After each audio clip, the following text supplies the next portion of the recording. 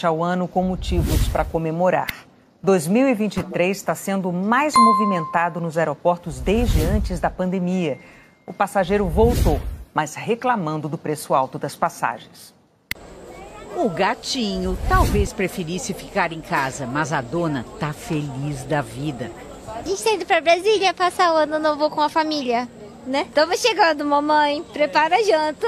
Em Congonhas, o segundo aeroporto mais movimentado do país, o grupo de amigas também não disfarça a alegria. A gente vai para Santarém, Altar do Chão. Acho que essa última semana foi uma semana de contar no calendário os minutos.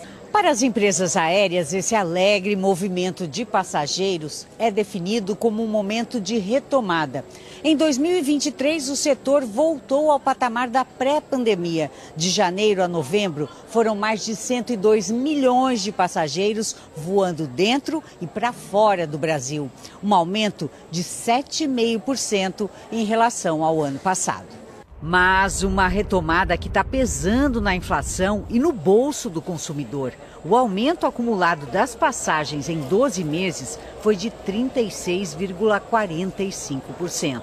2023 é um ano que consolida a nossa retomada, mas consolida num ambiente de custos muito diferente, mais pressionado. 60% dos custos do setor aéreo são dolarizados.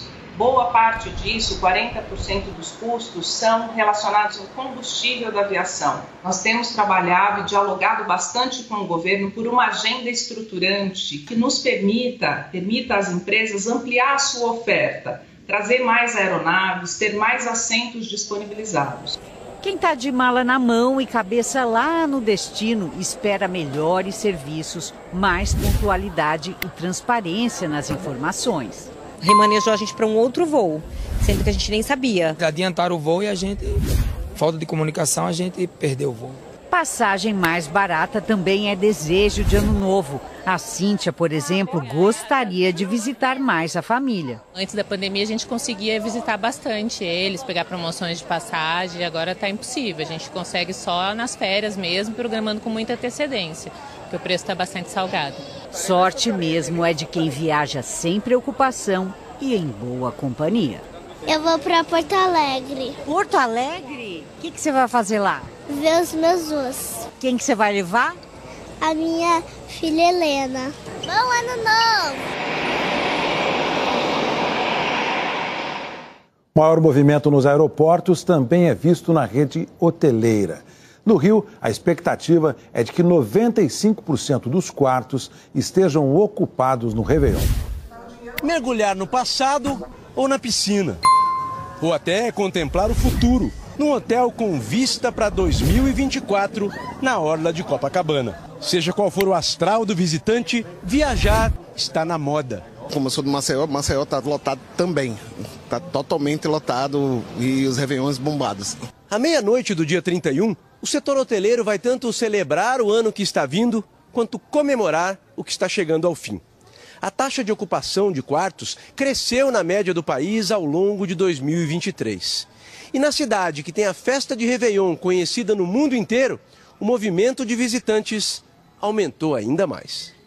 No Brasil, a ocupação dos hotéis cresceu 3,8% de janeiro a novembro, em comparação com o mesmo período do ano passado.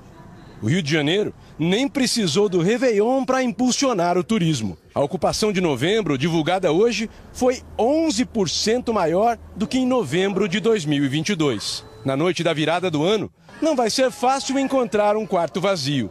Os hotéis já calculam uma ocupação de 95%, maior que a do ano passado. Esse ano foi um ano de muitas colheitas para o setor da hotelaria. Aqui no Rio de Janeiro, particularmente, nós superamos todos os meses na ocupação, não só na ocupação, mas também em retorno financeiro. Nem mesmo a alta nos preços parece abalar o setor. De janeiro a novembro, a diária de um quarto de hotel subiu bem acima da inflação no período.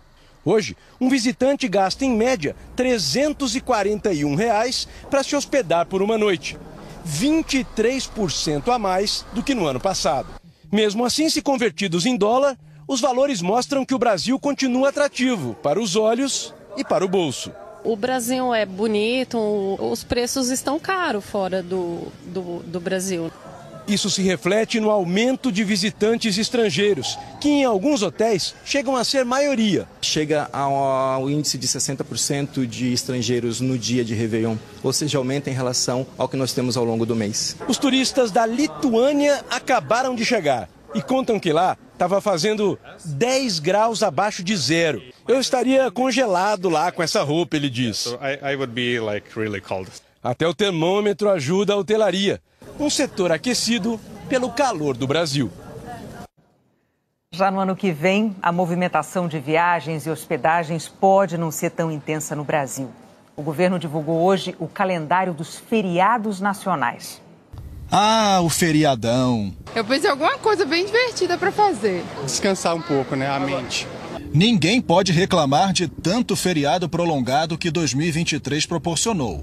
Mas no ano que vem o calendário está uma decepção para quem pretendia emendar o descanso. Dos 10 feriados nacionais, só vai dar para esticar as folgas em 3. 1º de janeiro, Paixão de Cristo e Proclamação da República. Carnaval e Corpus Christi são pontos facultativos, mas também dá para emendar. Já os outros 7 feriados de 2024 ou caem nos fins de semana ou nas quartas-feiras, que é o caso do Dia da Consciência Negra, que passa a ser feriado nacional a partir do ano que vem. Para tentar esticar a folga, a Josiane vai ter que negociar com a gerente dela. Se eu conseguir ainda emendar uma folga de feriado com uma folga semanal, vai ser melhor ainda. Vai ter sempre aquela, me troca de folga porque eu quero tal dia, mas a gente tenta trabalhar em equipe e dá certo no final. Com a redução dos feriadões, a Confederação Nacional do Comércio de Bens, Serviços e Turismo estima que a perda nas vendas no ano que vem será menor que em 2023. Com menos feriados prolongados no ano que vem, o setor de turismo também procura novas formas de atrair os clientes. Aqui nessa agência de viagens, por exemplo, a estratégia é negociar bastante para baratear os pacotes e apostar em roteiros mais curtos. O Leonardo veio com a filha pesquisar as férias de janeiro, mas também está de olho em alguma oferta de feriado. Você negociar datas com a escola das crianças ou no trabalho e garantir preços melhores, tentando fechar negócio antecipadamente. Em Fortaleza, essa agência está recebendo viajantes que pretendem abrir mão dos feriados mais curtos para investir nas férias.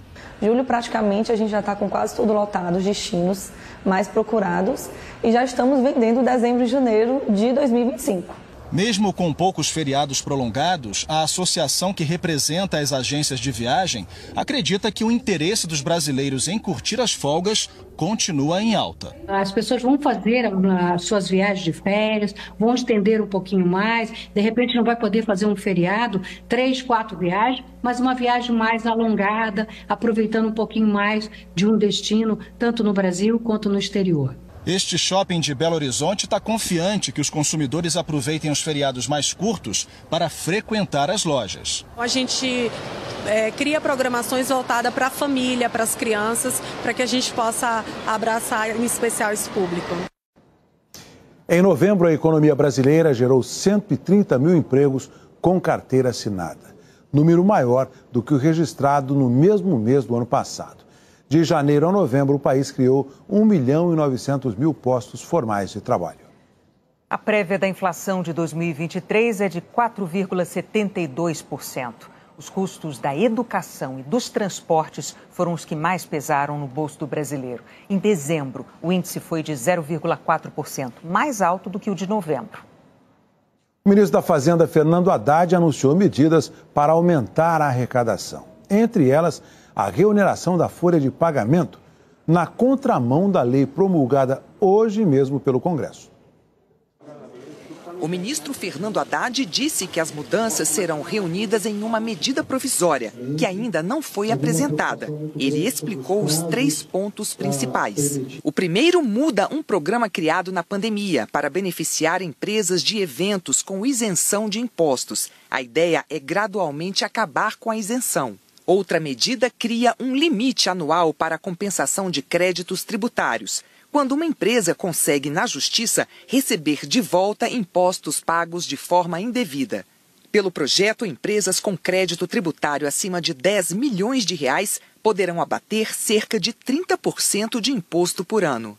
A terceira ação atinge a lei da desoneração da folha de pagamento de 17 setores intensivos em mão de obra, com mais de 9 milhões de trabalhadores. A desoneração foi prorrogada por lei até 2027, por ampla maioria de votos no Congresso Nacional, e promulgada hoje, depois que o veto do presidente Lula foi derrubado no dia 14 de dezembro pelos parlamentares. A lei permite que empresas substituam a alíquota previdenciária de 20% sobre os salários por uma alíquota de 1 a 4,5% sobre a receita bruta. Agora, o governo quer voltar com a reoneração de forma escalonada, mas não detalhou como seria a nova regra. Haddad disse que espera equilibrar as contas públicas e fechar o ano que vem com déficit zero.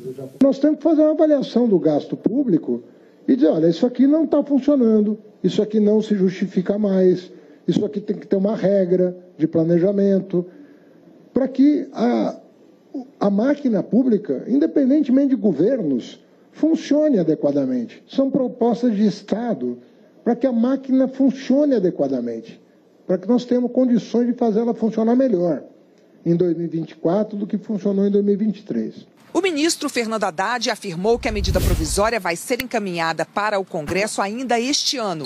A MP começa a valer imediatamente, assim que é publicada, mas para virar lei permanente, precisa ser aprovada pelo Congresso. O autor do projeto, que prorrogou a desoneração, o senador Efraim Filho, do União Brasil, disse que o assunto tem de ser tratado em projeto de lei, não em medida provisória. A edição da medida provisória, ela contraria uma decisão do Congresso Nacional, tomada por ampla maioria em ambas as casas. Certamente enfrentará resistências desde a sua largada. Como é que o empreendedor brasileiro irá se portar? Dia 1º de janeiro está batendo na porta. Ele vai seguir a regra da medida provisória ou da lei aprovada pelo Congresso, recentemente publicada no Diário Oficial da União? Para evitar essas dúvidas e questionamentos, o melhor caminho é que se possa fazer com o projeto de lei as propostas que o governo deseja encaminhar ao Congresso Nacional. Os representantes dos 17 setores da economia divulgaram uma nota sobre a alteração na lei da desoneração, em que afirmam que essa política tem se mostrado desde seu início, em 2011, extremamente benéfica para o Brasil, gerando mais arrecadação para a Previdência Social, mais imposto de renda, mais recolhimento para o FGTS e menos custos sociais, como o auxílio-desemprego, por exemplo, que em 2022 estima-se que a arrecadação adicional gerada por essa política foi da ordem de 22 bilhões de reais, promovendo um círculo virtuoso. Mais empregos formais, maior competitividade das empresas, maior arrecadação total, maior dinamismo da economia, mais rendimentos formais para os trabalhadores, maior inclusão social. Que as propostas sinalizam alterações importantes que não foram discutidas com o Congresso, com o setor empresarial e tampouco com os representantes dos trabalhadores. E não devem ser impostas à sociedade sem discussão prévia ampla e abrangente por meio de uma medida provisória. E que é imperativo que isso seja feito via uma discussão profunda com a sociedade e com respeito a uma decisão firme do Congresso. A seguir, mais um capítulo na disputa territorial entre Venezuela e Guiana. O assassinato de um pré-candidato à prefeitura de Guarujá, São Paulo. As infrações cometidas por da Venezuela de anexar a região de Essequibo, que corresponde a 70% do território guianês, acerrou a tensão diplomática entre os dois países. 2 semanas atrás, os dois presidentes se comprometeram a não usar a força para resolver a disputa. Em Israel, o gabinete de guerra afirmou que o tempo para uma solução diplomática na fronteira com o Líbano está se esgotando. O grupo extremista Hezbollah voltou a lançar foguetes contra Israel. Os militares também interceptaram um drone disparado do território libanês.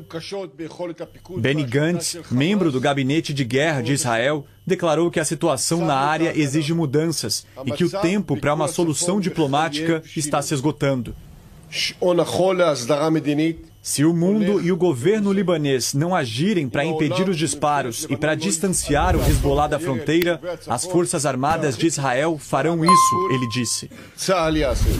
O ministro do Exterior daqui do Reino Unido se encontrou hoje com o primeiro-ministro libanês. Ele afirmou que uma possível escalada do conflito até o Líbano, o Mar Vermelho ou outros pontos da região aumentaria ainda mais o nível de insegurança no mundo. David Cameron pediu esforços do governo libanês para evitar um alastramento do conflito. Na faixa de Gaza, os combates se concentram principalmente na área central do território. Em Rafah, no sul da região, os bombardeios israelenses mataram pelo menos 20 pessoas hoje, segundo o Ministério da Saúde do grupo terrorista Hamas. Em um comunicado, as Forças Armadas de Israel disseram que lamentam os danos causados a civis em um ataque no dia 24 de dezembro em Al-Maghazi.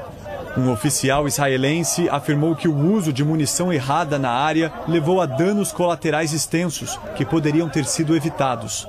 Pelos cálculos da ONU, 86 pessoas morreram nessa explosão. O alto comissário dos Direitos Humanos das Nações Unidas, Volker Turk, disse que Israel precisa tomar medidas imediatas, claras e eficazes para pôr fim à violência contra a população palestina na Cisjordânia. Em Israel, na cidade de Jerusalém, milhares de jovens saíram às ruas pedindo a libertação imediata dos reféns. Hoje, os Estados Unidos informaram que Judith Weinstein, que acreditavam ter sido sequestrada, foi morta nos ataques terroristas do dia 7 de outubro. Segundo o governo israelense, mais de 100 pessoas continuam em poder do Hamas. Os Estados Unidos anunciaram a liberação de 250 milhões de dólares em ajuda militar à Ucrânia. De dólares vão ser retomadas depois do recesso dos parlamentares que voltam ao trabalho no dia 8 de janeiro.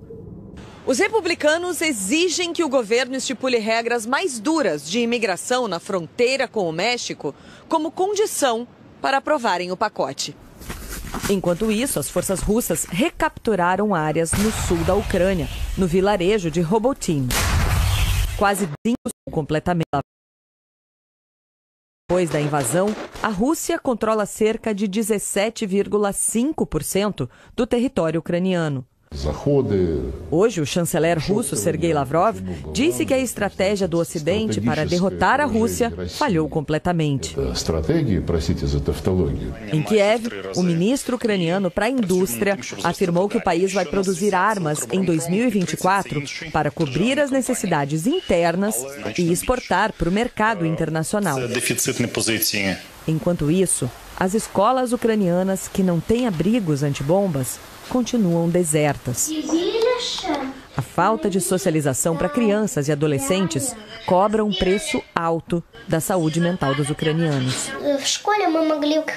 Na escola eu tinha amigos, éramos duas, eu e Lisa, como irmãs gêmeas. Sempre íamos para o corredor brincar, lembrou Angelina, de 8 anos, saudosa da vida normal. A imprensa estatal da Coreia do Norte informou hoje que o líder Kim Jong-un ordenou às forças militares do país que acelerem os preparativos de guerra, incluindo o programa nuclear. Segundo o comunicado, a medida é uma reação ao que ele chamou, sem dar detalhes, de movimentos hostis sem precedentes dos Estados Unidos.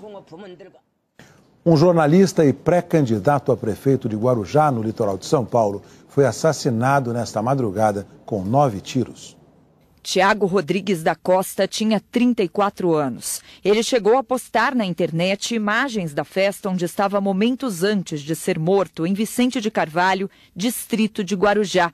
O crime foi pouco depois da meia-noite. Segundo a polícia, Tiago foi chamado por uma pessoa aqui na rua que não foi identificada pelo boletim de ocorrência. Ele então desceu, acompanhado de um amigo, e foi surpreendido por um homem de bicicleta que disparou várias vezes contra ele.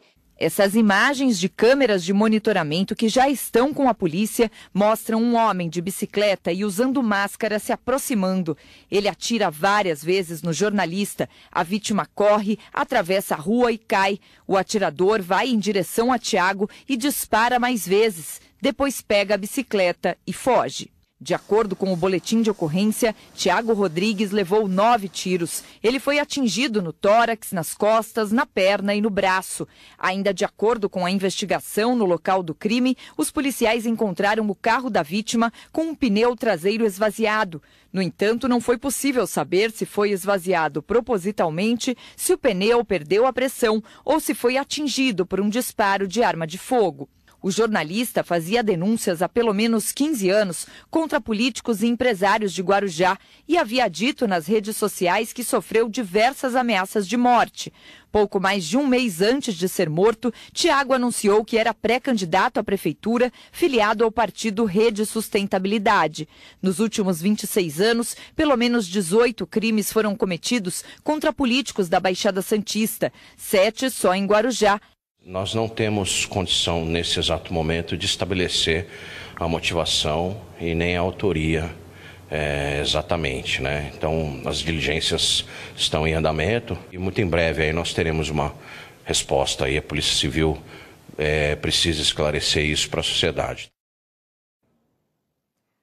O Tribunal Regional Federal da Terceira Região anulou a condenação no âmbito da Lava Jato de São Paulo de Paulo Vieira de Souza, ex-diretor da Dersa, antiga estatal paulista de rodovias.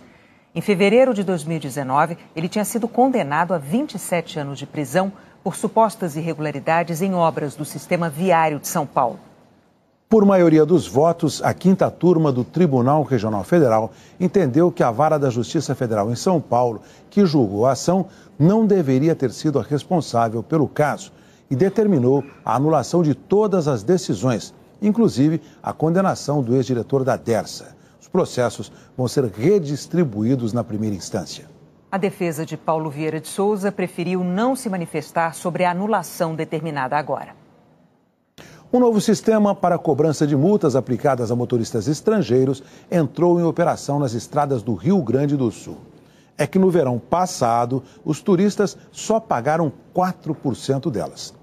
A turista argentina ficou surpresa ao ser parada pela fiscalização quando trafegava pela BR-290 em Eldorado do Sul, região metropolitana de Porto Alegre. Ela foi multada em R$ 1.467 por cometer uma infração considerada gravíssima. Mas receberam uma boleta antes. Uma boleta antes. Mas qual o motivo da multa dela? Nos últimos 7 anos, foram mais de 70 mil multas para veículos estrangeiros no Rio Grande do Sul e em Santa Catarina. A maioria por excesso de velocidade e ultrapassagem em local proibido. No último verão, quase metade das multas aplicadas a turistas estrangeiros aqui no Brasil foram em estradas gaúchas. Nas imagens do radar, a prova do que as estatísticas revelam. Este carro argentino trafegava a 148 km por hora, onde a velocidade máxima permitida é de 110. Quase um ano se passou e a multa de pouco mais de R$ 195 não foi paga. Mesmo caso deste outro veículo, com placa do Uruguai. O motorista foi flagrado pelo radar a 155 km por hora. Ele não pagou essa multa, nem outras 3 que cometeu. Os infratores só podem deixar o país depois de quitar os débitos. Mas, segundo a Polícia Rodoviária Federal, 96% dos motoristas estrangeiros retornam para seus países sem pagar as multas. Existia uma certa reticência por parte dos policiais em fiscalizar essa cobrança de estrangeiros, que os postos da PRF, em regra, são muito afastados dos centros, onde tem as agências bancárias e as lotéricas. Nós todos sabemos que eles circulam em alta velocidade devido a esse não pagamento das multas e cometem atos inseguros no trânsito, vamos dizer assim, porque pode provocar várias fatalidades. Há uma semana, a fiscalização foi redobrada. E para facilitar a cobrança, estão sendo implantados totens para pagamento de multa em vários postos da Polícia Rodoviária Federal no Rio Grande do Sul. São usadas as informações do banco de dados chamado Nada Consta.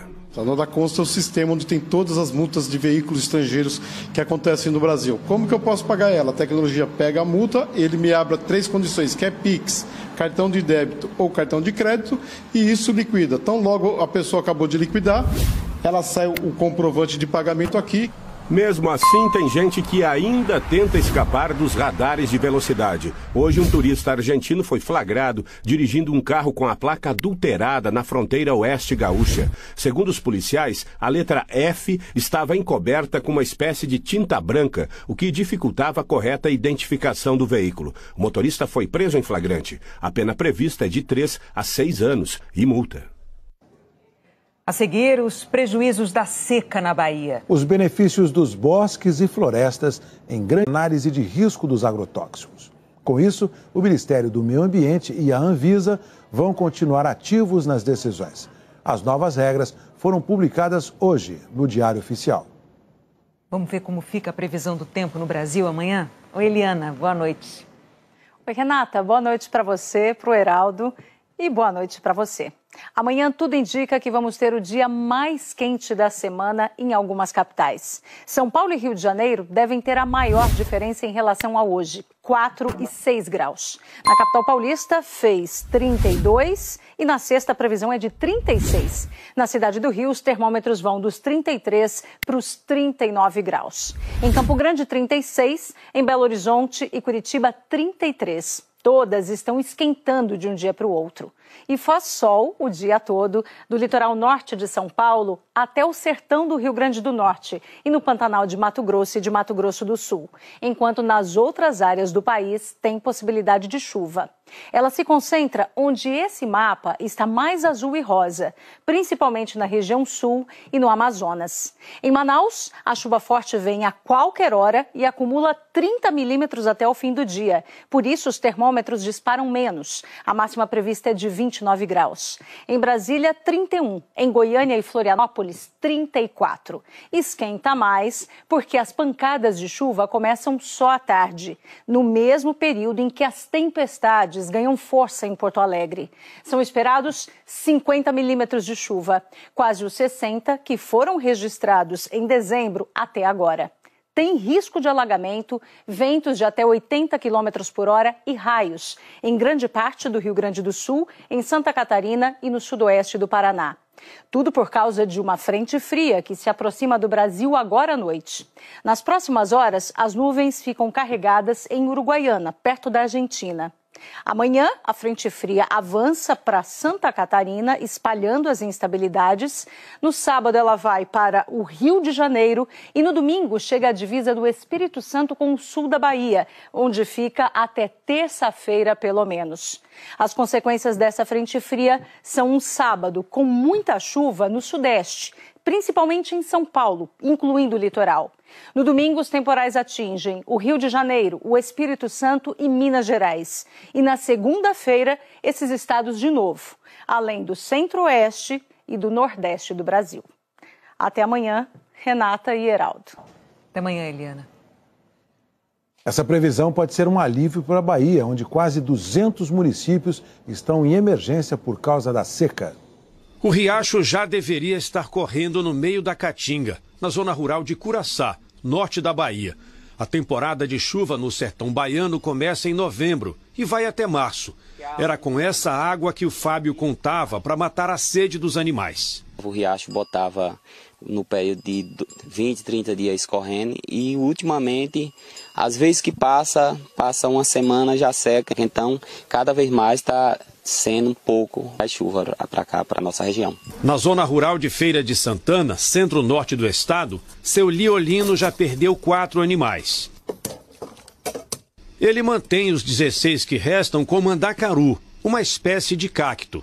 Quando chega ali, que vê aquela ali fraquinha, vai levantar, não pode levantar. Chega adiante, encontra a outra morta. Ele é capaz de desmorecer e querer abandonar o criatório, né? Mas eu não vou abandonar, não. Neste povoado, onde toda a produção de milho foi perdida, os moradores apelam para o que resta no reservatório, uma água barrenta. Para tomar banho, para lavar prato e para beber a gente tem que estar comprando. Quase 200 municípios onde vivem 2 milhões de baianos estão em situação de emergência. Na região oeste, produtora de soja e algodão, choveu apenas 15% do volume esperado para o mês de dezembro. O governo do estado anunciou um plano emergencial para o enfrentamento da seca. São medidas como a distribuição de cestas básicas e a isenção das taxas cobradas pela Companhia Estadual de Água e Esgoto para que as prefeituras abasteçam os caminhões-pipa. A seca não é, por enquanto, uma preocupação para a maioria dos moradores das zonas urbanas do estado.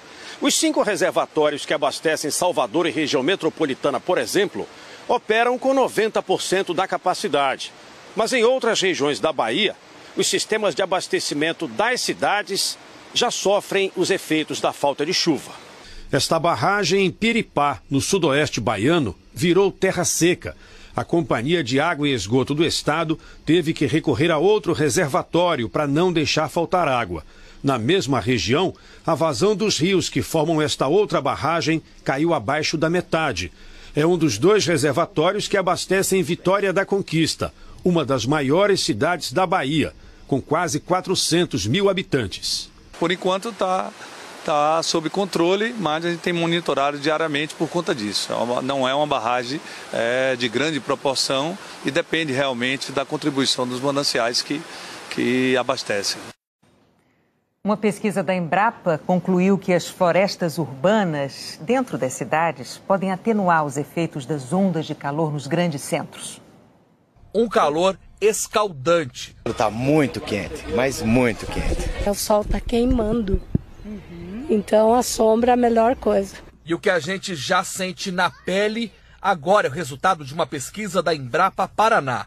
Durante 3 anos, o estudo analisou as temperaturas desse bosque cercado pelo concreto em Curitiba. Em média, a temperatura é 4 graus mais baixa dentro da floresta em comparação às ruas do bairro. O estudo analisou as temperaturas durante todas as estações do ano. Veja o exemplo.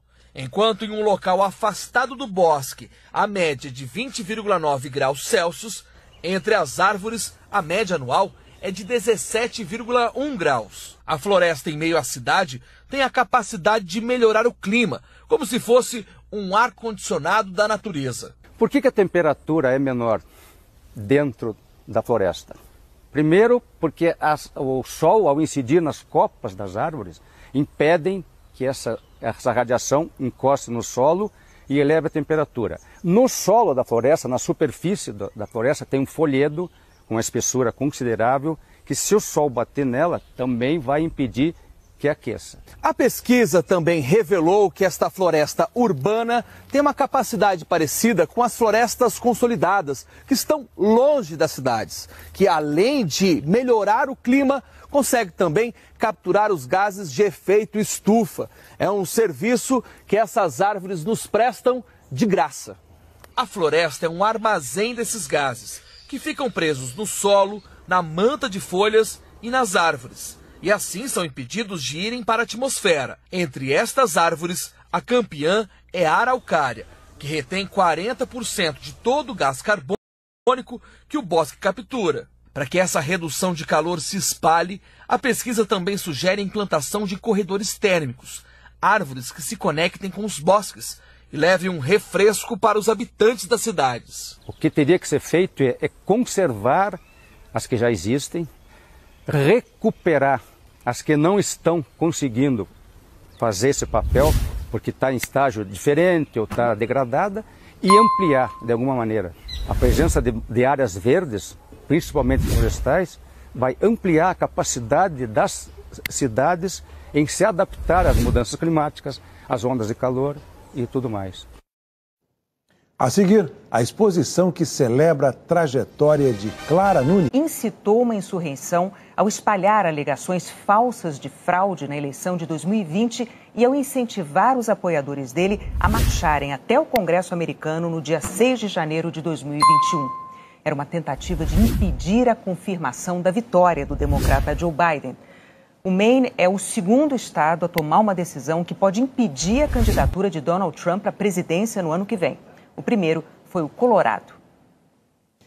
Em Belo Horizonte, uma exposição está relembrando a trajetória da cantora mineira Clara Nunes. Bem-vindos ao espetáculo chamado Clara Nunes. Eu vou me banhar de manjericão, vou sacudir a com a mão.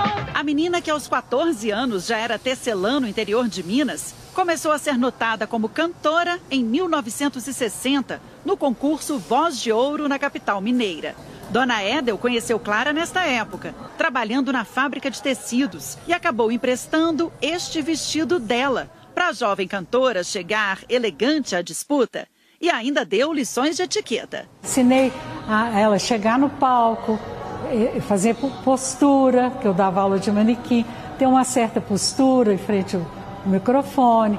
Esta exposição em Belo Horizonte mostra a carreira de Clara Nunes, com os discos de bolero, o primeiro de samba, que selou de vez a relação da cantora com o estilo musical. Essa é uma sala dedicada ao amor da Clara pelo carnaval, né? Aqui nós temos todos os figurinos que ela usou nos desfiles da Portela, inclusive figurinos que ela usou como puxadora na avenida. De beleza clássica, Clara foi musa dos taxistas, da guarda da cidade, das revistas que ditavam moda. Seu Bouzas viu toda essa exuberância quando ela foi eleita rainha do Carnaval de Belo Horizonte. Quando eu vi aquela figura chegando com o Rei Momo, para mim ela era uma rainha.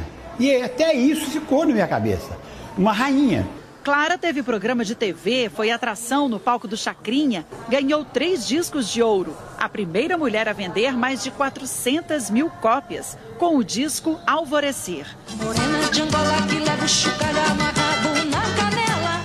De Chico Buarque veio um presente, esta composição, Morena de Angola, que nos anos de 1980 estourou. O chocalho que Clara Nunes canta na música, está ali usando na canela, é este aqui. E o vestido que ela usa na hora do clipe dessa música tão famosa, está aqui na exposição, que reúne mais de 50 figurinos da artista. Clara adorava rendas, contas e guias. A Bruna, que veio de Porto Alegre, queria ver isso tudo de perto. A Clara sempre me fascinou pela voz dela, né? E pela interpretação como cantora e intérprete que ela foi. Sou a mineira guerreira, filha de algum conheção. Depois de Terra e Paixão, tem a final do The Voice. Em seguida, This Is Us e o Jornal da Globo. Boa noite. Boa noite e até amanhã. Nesta quinta-feira, Arsenal e West Ham entram em campo nesta quinta-feira, dia 28, às 5h15, horário de Brasília. Arsenal e West Ham se enfrentam no Emirates Stadium pela 19ª rodada da Premier League. A equipe de Miguel Arteta está na segunda posição do campeonato inglês, a famosa Premier League, com 40 pontos, 2 a menos que o Liverpool, que já jogou na rodada. Já o time de David Moyes ocupa a 7ª colocação com 30 pontos, 1 a menos que o Manchester United, que está logo acima na tabela, ou seja, os Gunners só dependem de si para se recuperar e retomar a liderança do campeonato inglês, e são os grandes favoritos para o confronto. Os Hammers sabem que terão um duelo duro, um duro desafio pela frente, mas isso não significa entregar a toalha. Objetivos diferentes no encerramento do primeiro turno da Premier League. Arsenal tem problemas, mas o Arteta sabe resolver.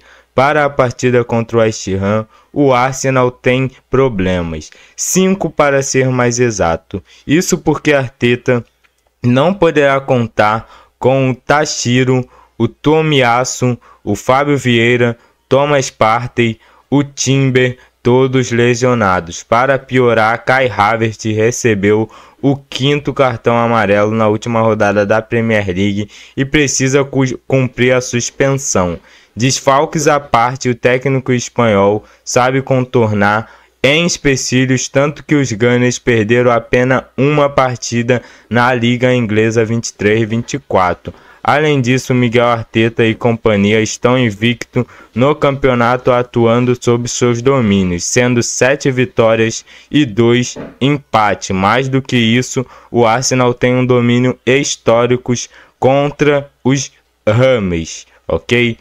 Nos últimos 13 jogos como mandante na competição contra o West Ham, os Gunners ganharam 12 jogos, ou seja, dos últimos 13, o Arsenal ganhou 12.